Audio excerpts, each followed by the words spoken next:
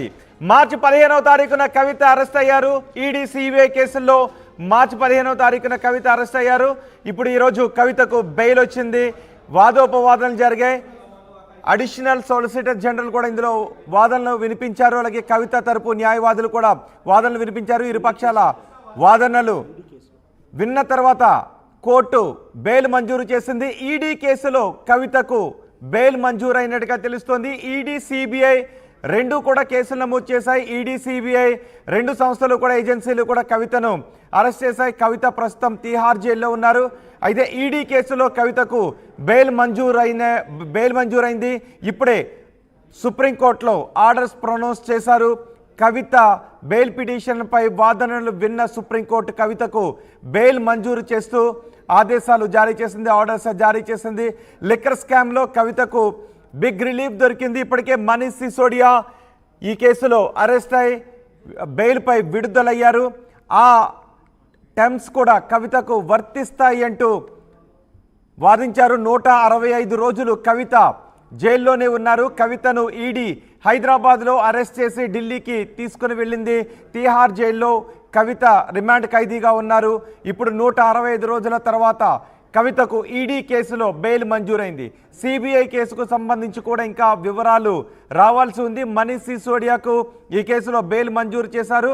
మనీష్ సిసోడియాకు ఏ షరతులు అయితే వర్తిస్తాయో, ఏ రూల్స్ అయితే వర్తిస్తాయో కవితకు కూడా అవే రూల్స్ వర్తిస్తాయి అని కవిత తరపు న్యాయవాదులు చెప్పారు. దీంతో కవితకు షరతులతో కూడిన బెయిల్ను మంజూరు చేసింది కోర్టు.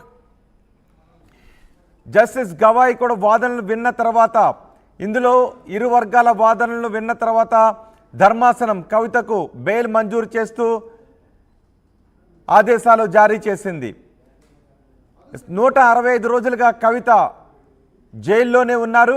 అయితే ఈడీ సిబిఐ తరపు న్యాయవాదులు, ఈడీ సిబిఐ ఇప్పటివరకు వాదిస్తూ వచ్చింది కవితకు బెయిల్ మంజూరు చేయొద్దు, కవితకు బెయిల్ మంజూరు చేసినట్లయితే ఈ కేసులో సాక్ష్యాలు తారుమారు చేసే అవకాశం ఉంటుంది అంటూ బెయిల్ మంజూరు చేయొద్దు అంటూ ఈడీ సిబిఐ కూడా వాదించింది. కానీ ఇరు వర్గాల వాదనలు విన్న తర్వాత 165 రోజుల పాటు కవిత జైల్లో ఉన్నారు. అండ్ సాక్షులను ప్రభావితం చేస్తారు అనే దానికి సంబంధించి ఈడీ సిబిఐ స్పష్టమైనటువంటి ఆధారాలు కూడా చూపించలేకపోవడంతో వీటన్నిటిని పరిగణలోకి తీసుకొని ధర్మాసనం కవితకు బెయిల్ మంజూరు చేసింది. అండ్ చాలా విషయాలు కూడా కవిత కేసుకు సంబంధించి ఫోన్ల ట్యాంపరింగ్ దగ్గర నుంచి ఫోన్లను ధ్వంసం చేయడానికి ప్రయత్నించారు అంటూ ఈ వివరాలన్నీ కూడా ధర్మాసనం ముందుంచే ప్రయత్నం చేసింది ఈడీ. అయితే ఈ వాదనలు విన్న తర్వాత ప్రస్తుతం కవితకు బెయిల్ మంజూరు చేస్తూనే ధర్మాసనం తీర్పునిచ్చింది. 165 రోజులుగా కవిత తీహార్ జైల్లోనే ఉన్నారు. ఒక పక్క ఇన్వెస్టిగేషన్ కొనసాగుతోంది. 493 మంది విట్నెస్ని ప్రశ్నించారు కూడా, అలాగే కొన్ని ఆధారాలు కూడా సమర్పించారు. వీటన్నిటినీ పరిశీలించిన తర్వాత ఈడీ కేసులో కవితకు బెయిల్ మంజూరైంది. సిబిఐ కేసులో కవితకు బెయిల్ మంజూరు కాలేదు. ఇంకా ఈడీ కేసులో మాత్రమే బెయిల్ మంజూరైతే కవిత బయటకు రావడానికి అవకాశం ఉండదు. సిబిఐ కేసులో కూడా బెయిల్ మంజూరైతేనే కవిత బయటకు రావడానికి అవకాశం ఉంటుంది. ఈడీ సిబిఐ రెండు కూడా కవితను అరెస్ట్ చేసిన నేపథ్యంలో రెండు ఏజెన్సీలు కూడా ఢిల్లీ లిక్కర్ స్కామ్పై విచారణ జరుపుతున్న నేపథ్యంలో రెండు కేసుల్లో బెయిల్ వస్తే మాత్రమే కవితకు పూర్తిగా బెయిల్ వచ్చే బయటకు రావడానికి అవకాశం ఉంటుంది. ప్రస్తుతం ఈడీ కేసులో మాత్రమే బెయిల్ వచ్చిన నేపథ్యంలో సిబిఐ కేసులో బెయిల్ రాకపోతే కవిత ఇంకా జైల్లోనే ఉండాల్సిన పరిస్థితి ఉంటుంది. ప్రస్తుతం ఈడీ కేసులో వాదనలు ముగిశాయి. కవిత రెండు కేసుల్లోనూ బెయిల్ కావాలి అని కోరుతూ పిటిషన్ మూవ్ చేసుకున్నారు సుప్రీంకోర్టులో వాదనలు ముగిశాయి. సిసోడియాకి ఇచ్చినట్లే కవిత కూడా బెయిల్ ఇవ్వాలి అంటూ ముకుల్ రోహిత్కి వాదనలు వినిపించారు. కవిత ఎక్కడికి పారిపోరు, కవిత ఎమ్మెల్సీగా ఉన్నారు, మాజీ ఎంపీ కూడా అంటూ ముకుల్ రోహిత్కి ధర్మాసనం దృష్టికి తీసుకొచ్చారు. కవిత తండ్రి మాజీ ముఖ్యమంత్రి, సోదరుడు మాజీ మంత్రి అంటూ ముకుల్ రోహిత్కి వాదనలు వినిపించారు. సో మొత్తం ఇరు వర్గాల వాదనలు విన్న తర్వాత ఈడీ కవిత తరపు న్యాయవాదుల వాదనలు విన్న తర్వాత సిబిఐ కేసులో కాదు, ఈడీ కేసులో మాత్రమే బెయిల్ మంజూరైంది. ఈడీ కేసులో సుప్రీంకోర్టు బెయిల్ మంజూరు చేసింది. మా ప్రతినిధి రామకృష్ణ మనకి అందుబాటులో ఉన్నారు. రామకృష్ణతో మాట్లాడదాం. రామకృష్ణ ప్రస్తుతం సుప్రీంకోర్టు దగ్గరే ఉన్నారు. రామకృష్ణ, కవితకు బెయిల్ మంజూరు చేస్తూ హైకోర్టు ధర్మాసనం ఎటువంటి షరతులు విధించింది? ఈడీ సిబిఐ కేసులో వచ్చిందా, ఈడీ కేసులో మాత్రమే వచ్చిందా? ప్రస్తుతానికైతే ఈడీ కేసులో మాత్రమే బెయిల్ వచ్చింది. కవితకి దాదాపు గంటన్నర పాటు కూడా వాదనలు జరిగాయి. ఈ లిక్కర్ స్కామ్ లో కవితకు ఊరట లభించింది కొంతవరకు అని చెప్పవచ్చు. ఎందుకంటే గతంలో కూడా చూసుకున్నట్టుగా ఈడీ కేసులోనే అరవింద్ కేజ్రీవాల్ బెయిల్ ఇచ్చారు, సిబిఐ కేసులో ఇవ్వలేదు. సిబిఐ కేసులో బెయిల్ రాకపోవడం వల్ల అరవింద్ కేజ్రీవాల్ ఈ రోజు కూడా జైల్లోనే ఉన్నారు, బయటకు రాలేదు. రెండు కేసుల్లో కూడా బెయిల్ వస్తేనే బయటకు వచ్చే అవకాశం ఉంది. ఒక కేసులో బెయిల్ వచ్చి ఒక కేసులో బెయిల్ రాకపోతే బయటకు వచ్చే అవకాశమే లేదు. ఇది ఈడీ కేసులో కూడా రావాలి, సిబిఐ కేసులో కూడా రావాలి. రెండు కేసుల్లో కూడా బెయిల్ రావాల్సి ఉంది. ముకుల్ రోహత్గి కవిత తరపున లాయర్ గంటన్నర పాటు వాదనలు వినిపించారు. మరి కవిత ఎలాంటి స్కామ్స్ కి పాల్పడలేదు, కవితకి బెయిల్ ఇవ్వాలి, ఆమె అనారోగ్య కారణాలు, అన్ని రకాల వాదనలు వినిపించారు. వినిపించిన తర్వాత ఈడీ కేసులో బెయిల్ ఇవ్వడం జరిగింది. కింద కోర్టు, హైకోర్టు తీర్పును కూడా సుప్రీంకోర్టు తప్పుపట్టింది. మరి ఇంకొక విషయం కూడా కోర్టు చెప్పింది ఏంటంటే మనిషికి బతికే జీవించే హక్కు ఉంది కాబట్టి దాన్ని కాలు రాయకూడదని కూడా కోర్టు చెప్పడం జరిగింది. మరి ఎన్నిటి నేపథ్యంలో కవితకు కొంత ఊరట లభించింది అని చెప్పొచ్చు. మరి సిబిఐ కేసులో కూడా బెయిల్ కావాలి. మరి సిబిఐ కౌంటర్ దాఖలు చేసింది, ఈడీ కూడా కౌంటర్ దాఖలు చేసింది. ఇద్దరు కౌంటర్ దాఖలు చేశారు. వాటిని పరిశీలించిన తర్వాత ఈడీ కేసులో బెయిల్ ఇవ్వడం జరిగింది. మరి సిబిఐ కేసులో కూడా బెయిల్ రావాల్సి ఉంది. సిబిఐ కేసులో కూడా బెయిల్ వస్తేనే కవిత బయటకు వచ్చే అవకాశం ఉంది. సిబిఐ కేసులో బెయిల్ రాకపోతే కవిత బయటకు వచ్చే అవకాశం అయితే లేదు. ఇదే అంశానికి సంబంధించి గతంలో కూడా చూసుకున్నట్టయితే మనకి అరవింద్ కేజ్రీవాల్ విషయంలో కూడా ఇదే జరిగింది. ఈడీ కేసులో బెయిల్ వచ్చింది, సిబిఐ కేసులో బెయిల్ రాలేదు. రెండు కేసుల్లో కూడా బెయిల్ రావాల్సి ఉంది. వస్తేనే జరిగే ఈ విడుదలకు అవకాశం ఉంది, లేదంటే విడుదలకు అవకాశం లేదు. సిబిఐ కేసులో ఎప్పుడు వాదనకు వచ్చే అవకాశం ఉంది? రెండు కేసులను కవిత బెయిల్ పిటిషన్ మూవ్ చేసుకున్నారుగా. రెండు కేసుల్లో బెయిల్ పిటిషన్ చేశారు. మరి ఈడీ సిబిఐ వాదనలు కూడా వినాలి. సిబిఐ వాదనలు విన్న తర్వాత ఆ కేసులో కూడా బెయిల్ వచ్చేస్తే ఆమె ఈ రోజు మధ్యాహ్నం 2 గంటలకల్లా బెయిల్ గాని రాగలిగితే మాత్రం సాయంత్రం 5 గంటలకి ఆమె తిహార్ జైలు నుంచి రిలీజ్ అయ్యే అవకాశం అయితే ఉంది. మరి సిబిఐ వాదనలు కూడా వింటారు. సిబిఐ వాదనలు విన్న తర్వాత అక్కడ కూడా బెయిల్ వాదనలు కూడా ఈ రోజే వినబోతున్నారా రోహిత్? సిబిఐ వాదనలు కూడా ఈ రోజే వినబోతున్నారా?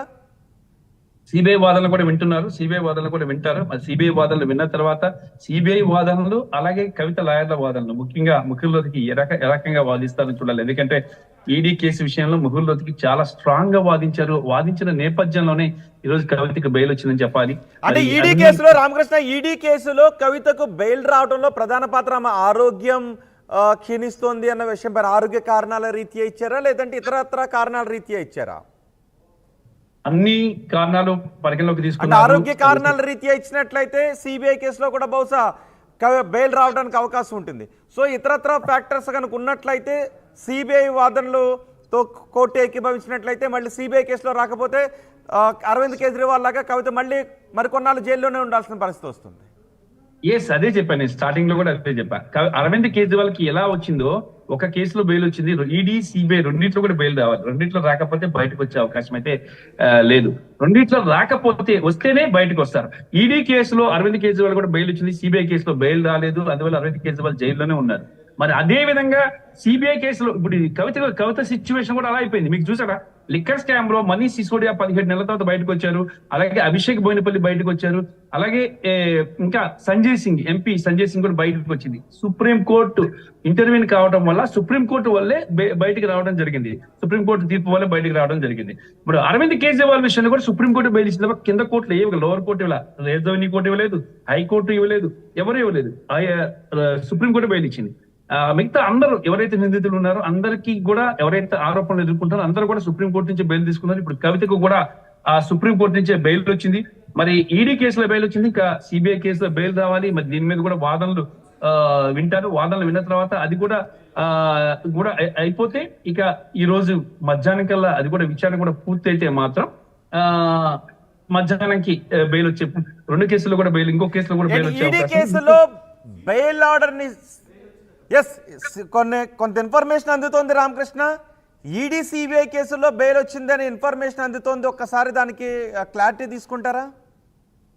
ఇక లాయర్లు బయటకు వస్తున్నారు దీనికి సంబంధించి. ఇంకా విచారణ సందర్భంగా కొన్ని వ్యాఖ్యలు కూడా చేసింది సర్వోన్నత న్యాయస్థానం. మరి సిబిఐ కూడా దాఖలు చేసింది ఒకటే, ఈడీ దాఖలు చేసింది ఒకటే. ఎందుకంటే కేసు ఒకటే కేసు. ఇద్దరు దర్యాప్తు సంస్థలు రెండైనప్పటికీ కూడా ఇంకా మరి ఈ దీనికి సంబంధించి ఈడీ గాని సిబిఐ గాని విచారణ ఆలస్యం చేయడాన్ని ధర్మాసనం తప్పు పట్టింది. మరి ఇక దీంతో ఈ కవితకి సంబంధించిన అనేక కీలక అంశాలను సిబిఐ ఎక్కువగా ఫోకస్ చేసింది ఈడీ కంటే కూడా. అందుకే ఆ కేసుకి సంబంధించి కొంత విచారణ జరుగుతుంది. మరి ఆ కేసుకి సంబంధించి కూడా బెయిల్ వచ్చేసినట్టుగైతే మాత్రం బయటకు వచ్చే అవకాశం ఉంది. ప్రస్తుతానికి సిబిఐ ఈ కేసుకి సంబంధించి కూడా వాదనలు వింటున్నారు. సిబిఐ కేసుకి సంబంధించిన వాదనలు కూడా కంప్లీట్ అయిపోతే ఇక బయటకు కవిత మధ్యాహ్నంకే ఆర్డర్ వచ్చేస్తుంది. ఆ కేసులో కూడా రెండింటిలో కూడా బెయిల్ వచ్చేస్తే మాత్రం ఆమె సాయంత్రానికి కోర్టు తిహార్ జైలు నుంచి రిలీజ్ అయ్యే అవకాశం అయితే కనిపిస్తుంది. అయితే సిఈడి వాదనలు డిఫరెంట్ గా ఉన్నాయి, సిబిఐ వాదనలు డిఫరెంట్ గా ఉన్నాయి. ఈ సిబిఐ వద్ద ఎక్కువ ఎవిడెన్స్ ఉంది. సిబిఐ చాలా ఎవిడెన్స్ ని కలెక్ట్ చేసింది, వీడియో ఎవిడెన్సెస్ ని కూడా తీసుకొచ్చి కోర్టు ముందు పెట్టింది. అయినప్పటికీ కూడా ఇక్కడ విషయం ఏంటంటే 90% దర్యాప్తు అనేది పూర్తి అయిపోయింది. 90% దర్యాప్తు పూర్తి కూడా ఆమె ఎలాంటి ఇన్ఫ్లుయెన్స్ చేయలేదు. ఇక ఆమె ఎలాంటి కేసుకు సంబంధించి ఎలాగా ఇన్వాల్వ్ అయ్యి దాన్ని పక్కదో పట్టించే అవకాశం లేదు అనే అంశాన్ని ఇక ఈ ధర్మాసనం వింది. మరి ఈ నేపథ్యంలోనే ఇక దీనికి సంబంధించి నిర్ణయం అయితే తీసేసుకుంది. ఈడీకి సంబంధించి మరి సిబిఐకి సంబంధించిన వాదనలు కూడా జరుగుతున్నాయి. సిబిఐకి సంబంధించిన వాదనలు కూడా పూర్తయితే రెండింటికి సంబంధించి కూడా బెయిల్ వచ్చేస్తుంది. అందులో కూడా బెయిల్ వచ్చేసే అవకాశం ఉంది. అందులో కూడా ఆగే అవకాశం అయితే లేదు. వాదనలు అవుతున్నాయి. మధ్యాహ్నం నాటికి దీనికి ఇంకొక మరి కొద్ది సేపట్లో ఆ కేసులో కూడా బెయిల్ వచ్చేస్తే మాత్రం ఆర్డర్స్ అన్ని ఇక్కడి నుంచి తిహార్ జైలుకి వెళ్తే తిహార్ జైలుకి ఆర్డర్స్ వెళ్ళిన తర్వాత తిహార్ జైలు నుంచి కవిత బయటకు వచ్చే అవకాశం అయితే ఉంది. ఈ రోజు ఏది ఏమైనా సరే సాయంత్రం 5 గంటలకు కవిత బయటికి వచ్చే అవకాశాలు స్పష్టంగా కనిపిస్తున్నాయి. ఎవరెవరున్నారు కోర్టు దగ్గర? చూసుకున్నట్లయితే కోర్టు దగ్గర కవిత భర్త అనిల్ కుమార్ ఉన్నారు. అలాగే ఆయనతో పాటు కవిత అడ్వకేట్స్ ఉన్నారు. బీఆర్ఎస్ పార్టీకి చెందిన ఎమ్మెల్యేలు ఉన్నారు. బీఆర్ఎస్ పార్టీకి చెందిన సీనియర్ లీడర్స్ ఉన్నారు. అందరూ దాదాపుగా గత రాత్రి ఢిల్లీ వచ్చారు. మరి అందరూ కూడా కవిత వస్తుంది. రామకృష్ణ, మీరు కొద్దిసేపు అందుబాటులోనే ఉండండి. ఒక్కసారి బెయిల్ ఆర్డర్ ని కూడా కోర్టు ప్రొనౌన్స్ చేసింది. ఆ బెయిల్ ఆర్డర్ కూడా ఆ టీవీ దగ్గర ఉంది. ఒక్కసారి అందులో పేర్కొన్న అంశాలు ఏంటో నేను మీకు చదివి వినిపిస్తాను. Investigation is complete and charge sheet has been filed. Custody of the appellant is not necessary. She has been behind bars for 5 months. The likelihood of trial being concluded in near future is impossible. We find that the investigation is complete. As such, the custody of the appellant is not necessary for the purpose of investigation. Appellant is behind the bars for the last 5 months. As observed in Manish Sisodia, the likelihood of trial be conducted in the near future is impossible. Relying on the various pronouncements we observed in Sisodia that the procedure resulting under trial custody cannot turn into. ఇందులో investigation complete అయింది, charge sheet కూడా వేశారు. ఈ దశలో నిందితులను ఇంకా behind the bars ఉంచడం correct కాదు అని కోర్టు అభిప్రాయపడింది. 5 నెలలుగా ఆమె బిహైండ్ ద బార్సే ఉన్నారు, జైల్లో ఉన్నారు. సో ట్రయల్ ఇప్పట్లో పూర్తి కావడం అనేది సాధ్యమయ్యే పని కాదు. కాబట్టి ట్రయల్ పూర్తయ్యేంత వరకు ఆమెను కస్టడీలో ఉంచాలి అనడం కూడా కరెక్ట్ కాదు అని కోర్టు అభిప్రాయపడింది. బెయిల్ అనేది రైట్, ఒక మనిషి జీవించే హక్కుకు సంబంధించింది. సో ఇక్కడ ట్రయల్ పూర్తయింది, ఛార్జ్ షీట్ కూడా వేశారు. కాబట్టి ఈ పరిస్థితుల్లో కవిత బెయిల్కి అర్హురాలు అని కోర్టు అభిప్రాయపడింది. ఈడీ కేసులో కవితకు బెయిల్, సిబిఐ ఈడీ కేసుల్లో 2 కేసుల్లోనూ కవితకు బెయిల్ వచ్చింది. కాబట్టి ఆమె కొద్దిసేపట్లో బయటికి రాబోతున్నారు. 1 గంట సమయం అయింది. 5 గంటల లోపులోనే బెయిల్ ఆర్డర్ని తీసుకొని తిహార్ జైల్లో అందజేసే అవకాశం కనిపిస్తోంది. ఈ నేపథ్యంలో కవిత ఈరోజే బయటకు రాబోతున్నారు. అందుకే నిన్న బీఆర్ఎస్ నేతలంతా కూడా ఢిల్లీకి వెళ్ళారు. కండిషన్స్ ఉన్నాయి, ఇందులో కొన్ని కండిషన్స్తోనే సిసోడియాకు కొన్ని కండిషన్స్ పెట్టారు. కానీ కవితకు ఎటువంటి కండిషన్స్ పెట్టలేనట్టుగా తెలుస్తోంది. కవిత బెయిల్లో ఎటువంటి కండిషన్స్ కూడా లేవు. కండిషన్స్ లేకుండానే కవితకు బెయిల్ వచ్చినట్టుగా తెలుస్తుంది. మా ప్రతినిధి రామకృష్ణ కూడా మనకి అందుబాటులో ఉన్నారు. రామకృష్ణ, కవిత బెయిల్లో ఏమన్నా కండిషన్స్ ఉన్నాయా?